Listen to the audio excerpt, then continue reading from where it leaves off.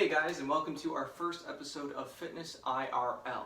So for our first video, we're going to be doing a how-to video and on how to do a one-arm chin-up on this barbell here.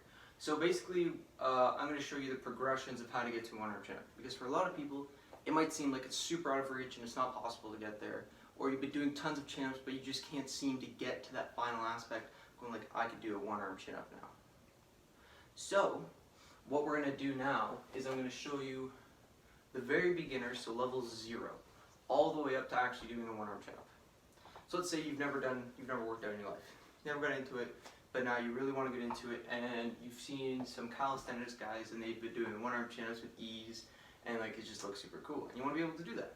It's always a good thing to be able to control your body weight. It's a good sign that you are in good shape. So how we're going to start is by doing a simple hang.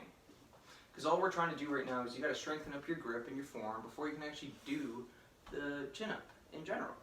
So what you got to do, all you're going to do is you're going to grab on and you're going to hang.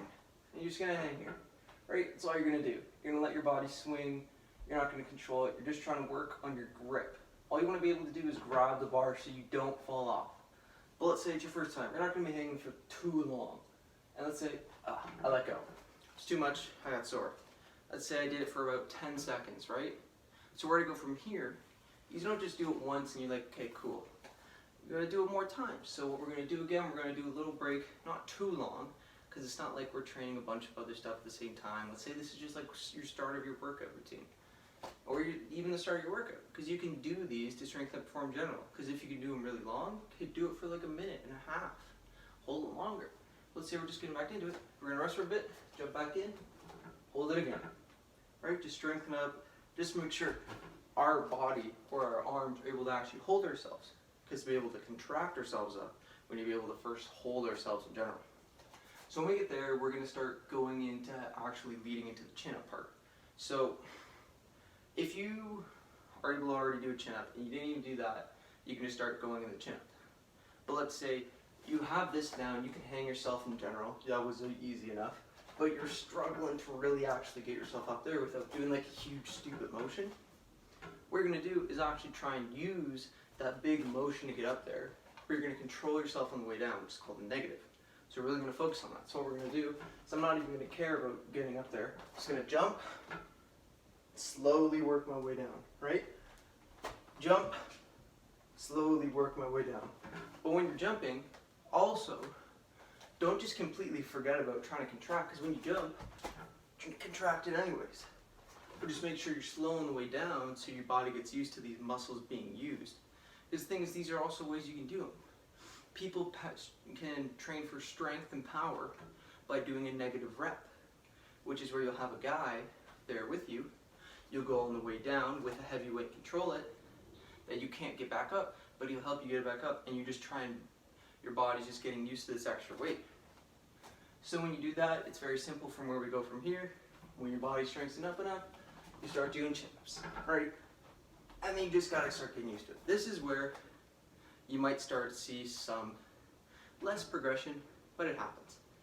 When you start getting here, your body's doing chin-ups, but it's hard to progress from this endurance-based stuff because you got this base strength. But now what we need to get into is really powering ourselves up there. Because if you can do 30 chin-ups in a row, does not mean at all you are anywhere close to being able to do a one-arm chin-up. Doesn't mean anything. It just means your body's able to do a lot. If you can do 100 push-ups, doesn't mean you can bench 300 pounds, right? We need that power aspect. So what we're going to do is we're going to use what we were using before when we used a lot of power to get up there in a slow negative. So these are called temp chin-ups, or tempo chin-ups. Sorry if that didn't come out right. So what we're going to do, instead of jumping up there to do a fast contraction, now that we can do chin-ups, we're going to focus on getting up there as fast as we can, holding it, and then releasing, right? We're going to start at the bottom. We're going to go fast as we can, slow on the way down. When we hit that bottom, we want to practice getting that full extension, fast as we can on our way up, right? Working that power aspect. Because once we get that down, we start doing more of these, we can start getting into the fun part, which is where we start actually practicing it. So there are a lot of ways to first do this. You can use either one. One is practicing the negatives again. So I'm going to use my left arm. My left arm has been a little sore lately, so you're not going to see these being good. Oh, let's say we do them, practice one arm negative, jump up, and work our way down, right? Control that negative. And we do those, working the same thing. So my left arm, sore. I did arm wrestling a couple days ago. Tendons in it, can't really hold a contraction right now. My right arm will be able to show straight later. But then also another one that we can do is doing a wrist grab. So let's say we start with our negatives. We start getting used to more strength or more tension being on our arm. Then we're going to do, when that becomes a little too easy, we're going to grab our hand on, wrap around our wrist, the smallest part you can, to get a good grip on it. Then all we're going to do, you're going to do a one-arm chin-up. That's all you're going to do. So you're going to grab here, pull off of both arms, and that's what you're trying to do. Because your left arm isn't working as hard as your right arm is now. And as those get easier with time, we're going to move down the forearm. Because as you move down your forearm, you're going to have less and less grip. Because your forearm's getting slowly wider. So until you move down and you hit the bottom of your forearm, right? Your left arm can barely do anything. Because that's like trying to wrap around a huge bar. You're not going to be able to do a lot with that. So once you start getting those, and those are almost perfective, that is when you're able to do your one-arm chin-up.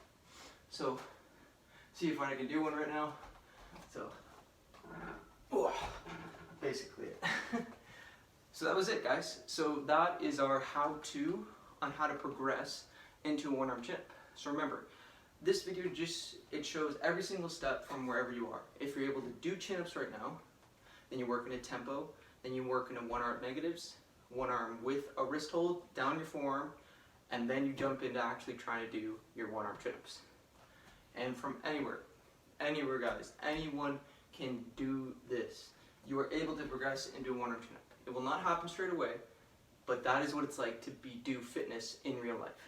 So thank you guys for watching, and I will see you guys in the next video.